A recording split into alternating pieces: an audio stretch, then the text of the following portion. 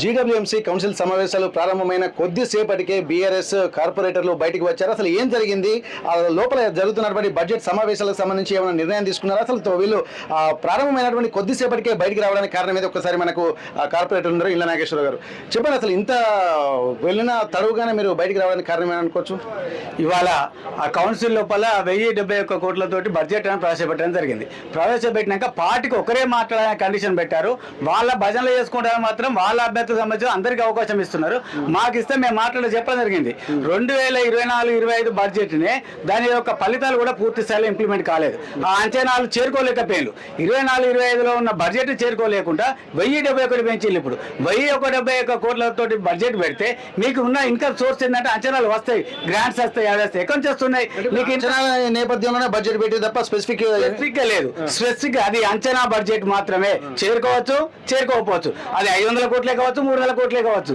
కానీ 1000 కోట్ల అనేది 1000 ఒక అంకెల గారి లేదు. ఇలా ట్యాక్సీలు వేస్తున్నారు. ఎవరు వేస్తున్నారు? నిజాయితీగా పన్ను కట్టే ప్రజల మీద ట్యాక్సీలు వేస్తున్నారు. మళ్ళీ వాళ్ళ ట్యాక్సీలు పెంచడం జరిగింది.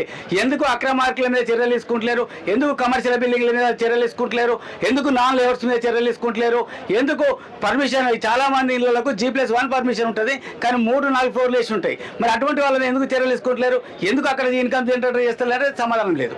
కనుక ఈ విధంగా ఇన్కమ్ జనరేట్ చేయకుండా ఉత్తర అంకెల గాడి చేయడం జరిగింది. ఇలా ముఖ్యంగా అధికారం పాలక వర్గం కూడా అవినీతి కూపంలో కూరుకపోయింది. కనుక వాళ్ళ అవినీతి వాళ్ళ సంపద చూసుకుంటే తప్ప ప్రజల చేయాలి చిత్తశుద్ధి వాళ్ళకి లేదు.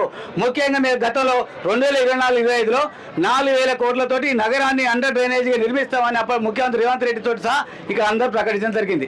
కానీ 25-26 బడ్జెట్లో ఇప్పుడు డిపిఆర్ తయారు చేస్తామంటారు. డీటెయిల్ ప్రాజెక్ట్ రిపోర్ట్ తయారైతానికి సంవత్సరం పడితే ఈ 4000 కోట్లతో డ్రైనేజ్ ఎప్పుడు ఇంప్లిమెంట్ చేస్తారు? ఇది వాళ్ళ యొక్క చేతకంతనానికి నిదర్శనం. ముఖ్యంగా ఈ డిపిఆర్ను కూడా ఒక నగరానికి కాకుండా వీళ్ళ గ్రామాల లోపల ఉన్నటువంటి అన్నిటి కూడా అండర్ డ్రైనేజ్ సిస్టమ్ ఇంప్లిమెంట్ చేయాలని డిమాండ్ చేయడం జరిగింది. దాంతో పాటుగా నగరంలో పారిశుద్ధ్యం చాలా అధ్వానమైన పరిస్థితి ఉన్నది. స్వీపింగ్ వెహికల్స్ ఉన్నాయి. స్వీపింగ్ వెహికల్స్ ఏమైనాయంటే మనకు ఆల్రెడీ తీసుకొచ్చి పెట్టిండ్రు. దాని టెండర్లు ఉంటే నెల కొన్ని లక్షల రూపాయలు కేటాయిస్తారు. కానీ ఎక్కడ కూడా స్వీపింగ్ వెహికల్ రోడ్ల మీద తిరిగాయి. మరి ఆ లక్షలన్నీ ఎడిపోతున్నాయి. అది ఎవరి జేబులో పోతున్నాయి అని ప్రశ్నించడం జరిగింది. ఇవన్నీ ప్రశ్నిస్తే మీరు ఒక్కరే మాట్లాడాలి, బడ్జెట్ మాట్లాడాలి, ఇంకోటి మాట్లాడద్దు అంటారు. అంటే వాళ్ళ యొక్క తప్పులను వాళ్ళ యొక్క అవినీతిని ప్రశ్నిస్తే మీరు మాట్లాడే మైకిల్ కార్డ్ చేయడం జరుగుతుంది. కనుక ఈ యొక్క బడ్జెట్ ఏంటంటే అంకెల గారితో కూర్చొని ఏదో పెట్టాలనుకున్న తప్ప ఈ నగర ప్రజలకు చేయడానికి ఏమీ లేదు. ఇది చిత్తశుద్ధి అన్నట్టు బడ్జెట్. ఓకే, ఇప్పుడు ప్రధానంగా ఇప్పుడు బీజేపీ పార్టీ వాళ్ళు ఉన్నారు, ఇప్పుడు బీఆర్ఎస్ పార్టీ ఉన్నారు, మేజర్ ఎక్కువగా కాంగ్రెస్ పార్టీలు ఉన్నారు. ఇప్పుడు ఉన్నటువంటి నేపథ్యంలో బీజేపీ పార్టీల వాళ్ళు లోపలనే ఉండడానికి కారణం ఏమనుకోవచ్చు? మీరు బయటకి ఎందుకు వచ్చిన అనుకోవచ్చు? ఎందుకంటే వాళ్ళకు కూడా ప్రొటెస్ట్ ఏమైనా చేసేటువంటి అవకాశం ఉందా? లేకపోతే వాళ్ళకు ఒకరికే మాట్లాడడానికి ఛాన్స్ ఉందా? అలాగే ఒకరికి పార్టీ నుంచి ఒకరికే అనుకుంటున్నప్పుడు ఇప్పుడు కాంగ్రెస్ పార్టీ నుంచి కూడా ఒకరే మాట్లాడతారా? ఇప్పుడు బీజేపీ నుంచి ఒక్కరికైనా ఆమె బడ్జెట్ స్వాతి గారు బీజేపీ నుంచి మాట్లాడుతుంటే ఆమె మైకాట్ చేయడం జరిగింది. వేరే పోతే ఆమె కూడా మంచి సూచన ఇచ్చింది. అయినా కూడా వాళ్ళు తీసుకునే పరిస్థితి లేదు. ఇలా కాంగ్రెస్ వాళ్ళు మాత్రం అందరూ మాట్లాడుతున్నారు. ఏం మాట్లాడాలి? మా యొక్క రేవంత్ రెడ్డి గారు అది చేసి చెప్పుకోవడం కోసం వాళ్ళకి అందరికీ అవకాశాలు ఇస్తున్నారు. ఒక బీఆర్ఎస్ బీజేపీ మాత్రం ఒక్కొక్కరి చొప్పున మాట్లాడే అవకాశం ఇస్తున్నారు.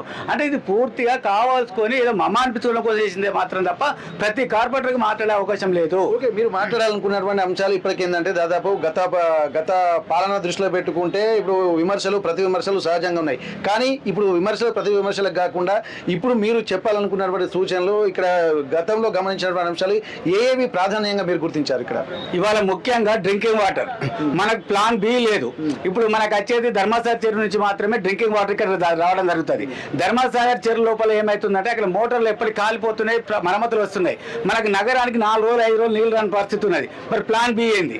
గతం లోపల ఈ ధర్మసాగర్ చెరువులు మిషన్ భగీరథ లేనప్పుడు మనకు కాకతీయ కెనాల్ నుంచి మనకు SRSP నుంచి నీళ్ళు వచ్చేటి, భద్రకాళి చెరువుల నుంచి డ్రింకింగ్ వాటర్ ఉండేది. ఇప్పుడు మనకు దేవాదుల వచ్చేసిన మన దేవాదుల నీళ్ళ నుంచి మనకు మిషన్ భగీరథ నుంచి వచ్చేది. కానీ ఒకటే ఉన్నది. ఒకవేళ ఆ మిషన్స్ ఖరాబ్ అయితే అవి రిపేర్ చేయడానికి 4-5 రోజులు పడుతుందండి. మరి అటువంటిప్పుడు ఈ ఎండాకాలం లోపల వేసవిలో ఈ నగర ప్రజలకు దారి తీర్చడానికి ప్లాన్ బి ఏది? ప్లాన్ బి కనీసం లేదు కార్పొరేషన్ దగ్గర. కనుక ప్లాన్ బిని ఇంప్లిమెంట్ చేయండి. ప్లాన్ బి నీళ్లు అందేటట్టు చూడాలి. నెంబర్ 2, అదే విధంగా ఇలా మీరు ప్రజల మీద ట్యాక్సీలు పెంచి పెంచిల్లో ప్రజలను ట్యాక్సీలు ఎందుకు పెంచడం జరిగింది? ఉన్న వాళ్ళ వసూలు చేయండి, కట్టని వాళ్ళని వసూలు చేయండి. కోట్లాది రూపాయల బకాయిలు పేరుకొని ఉంటాయి, అవి వసూలు చేసే చేత కాకుండా నిజాయితీగా కట్టే పేదవాని మీద మళ్ళీ ట్యాక్సీలు ఎందుకు పెంచిల్లో? అది మేము డిమాండ్ చేస్తున్నాం. ఇలా భద్రకాళి చెరువును ఎందుకు మీరు పూర్తిగా ఇస్తున్నారు అంటే భూమి కబ్జాలు చేస్తాం అనుకుంటున్నారా? ఆ భూమిని మొత్తం పెట్టేయాలని అనుకుంటారా? లేక వాళ్ళు ఏమైనా దొరుకుతాయని చేస్తున్నారా? ఎందుకు పూర్తిగా తీస్తాను? అది ఒక చారిత్రక చెరువు, ఒక రణభూమి. అది భద్రకాళి భూమి చెరువు ఒక రణభూమి. ఆ రణభూమి తీరులో మీ ఉద్దేశం ఏంది? రెండే కారణం అనుకుంటున్నాం మేము. ఒకటి, ఆ భూమిని కబ్జా చేయడం, చెరువును చాలా వాల్యుబుల్ ల్యాండ్ అది, దాన్ని కబ్జా చేయడమా, రైతుల పేర్లు చెప్పి, లేదా ఏమైనా దొరుకుతాయని చేయడం. ఈ రెండింటి కోసమే ఆ చెరువు ల్యాండ్ పెడతాను. ఇదేం పద్ధతి? ఎందుకోసం దీన్ని చేస్తున్నాను కూడా మేము డిమాండ్ చేస్తున్నాం. ముఖ్యంగా మనకు నగర ప్రజలకు చేయాలనుకున్నప్పుడు అసలు శానిటేషన్ ఎక్కడున్నది? అసలు శానిటేషన్ ఎంత దారుణంగా పరిస్థితి ఉన్నాయి. రోడ్లు చూసినా ఎక్కడ చూసినా మురుకులు ఉంటాయి, ఎక్కడ చూసినా చెత్త చెదారామే ఉంటుంది, ఎక్కడ చూసినా దోమలే ఉంటాయి. వీటిపైన ఎందుకు దృష్టి సారిస్తలేవు? ముఖ్యంగా ఇది స్మార్ట్ సిటీ. స్మార్ట్ సిటీ లోపల ఎక్కడ చూడు వాల్ రైటింగ్ ఉంటాయి, ఫ్లెక్సీలతోటే ఉంటాయి. గతం లోపల ఫ్లెక్సీలు కడితే ఫైన్ లిస్టుల్లో రాతలు రాస్తే కేసులు లిస్టుల్లో కనీసం ఎందుకు చర్యలు తీసుకుంటలేరు? కటౌట్లు పెట్టి రోజుల కొద్ది ఎందుకు వస్తున్నారు? స్మార్ట్ సిటీని కాస్త డర్ట్ సిటీగా మార్చిళ్ళు. వీళ్ళు వచ్చేసి డర్ట్ సిటీగా మార్చేసిళ్ళు. కనుక వీళ్ళకి ఇటు ఈ నగరం పైన ప్రేమ లేదు, చిత్తశుద్ధి లేదు. నిజంగా అభివృద్ధి చేయాలని ఆలోచన ఆకాంక్ష కనుక ఉంటే నిజంగా స్లమ్స్ ఉన్నాయి. ఈ స్లమ్స్ లోపల 93 మొత్తం 183 స్లమ్స్ ఉంటే 92 ఐడెంటిఫికేషన్ స్లమ్స్ ఉంటాయి, 91 నాన్ ఐడెంటిఫికేషన్ స్లమ్స్ ఉంటాయి. మరి ఈ స్లమ్స్ లోపల నిజంగా వాటర్ ట్యాంకులు వెళ్ళిపోతున్నాయి. అక్కడ మిషన్ భగీరథలు లేవు. అప్పుడు ఎన్ని వాటర్ ట్యాంకులు పోతున్నాయి, ఎన్ని నీళ్ళు ఇస్తున్నాం? ఈ సమ్మర్లో వాళ్ళ పరిస్థితి ఏంది? వారికి ఉండవలసిన అక్కడ పారిశుద్ధ్య పరిస్థితి లేదు. ఆ స్లమ్స్ లోపల వరదలు అయితే మునిగిపోతాయి. వరదలు రాగానే మునిగిన గొగ్గలు పెట్టి ఇన్ని వచ్చినాయి పోకుండా ఆ స్లమ్స్ లోపల వరదలు రాకుండా నివారణ చర్యలు ఏం తీసుకోవాలి అని ఈ బడ్జెట్లు పెట్టి ఇప్పుడు చర్యలు తీసుకుంటే వర్షాకాలానికి మనం ముందుంటాం. కానీ తీరా వర్షాలు పడడానికి ఎట్లా అంటే ఇది దౌర్భాగ్య పరిస్థితి.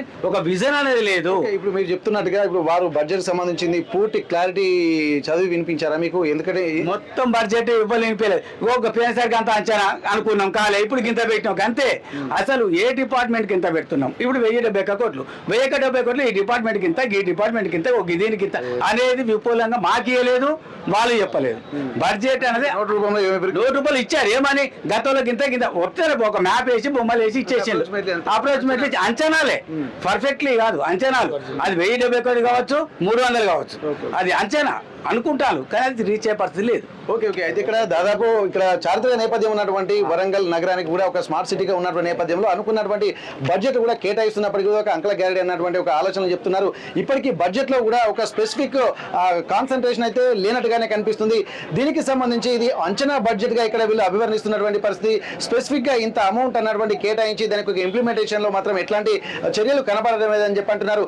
ఒక పార్టీ నుండి కూడా, ఎందుకంటే డిస్కషన్ నడవాలి, కానీ ఇక్కడ ఏది నడవకుండానే ఒక పార్టీ నుంచి ఒకరు మాత్రమే మాట్లాడారు ఒక నిబంధన ఎప్పుడూ లేని విధంగా ఇప్పుడు పెట్టడం కూడా చాలా దారుణం అంటున్నారు. అంటే ఒక డిస్కషన్ చేయడం వల్ల నగర అభివృద్ధి మీద ఒక సరైనటువంటి ప్రణాళిక లేకపోవడమే ఇందులో భాగంగా అనుకోవచ్చు. ఇక్కడ చెప్తున్నారు, ఎందుకంటే రాబోయే వేసవిని దృష్టిలో పెట్టుకొని సాగునీటికి అలాగే తాగునీటికి కూడా ప్రణాళికలు లేకపోతున్నాయని చెప్పి అంటున్నారు. ఒకవేళ ఎండాకాలంలో నీటి సమస్య ఉంటే ప్లాన్ బి ఏంటన్నటువంటి ప్రశ్న కూడా తలెత్తుతున్నటువంటి పరిస్థితి. దీనికి సంబంధించి కూడా ఒక క్లారిటీ లేకుండా ఉందని చెప్పి అంటున్నారు. ఏదేమైనప్పటికీ కూడా బడ్జెట్ ప్రారంభమైనటువంటి కొద్దిసేపటికే బీఆర్ఎస్ నేతలు మాత్రం బయటికి వచ్చారు, తమ వాదన వినిపించి. కానీ బీజేపీ నేతలు కూడా అక్కడ వాళ్ళు కూడా ప్రొటెస్ట్ చేస్తున్నట్టుగా తెలుస్తుంది.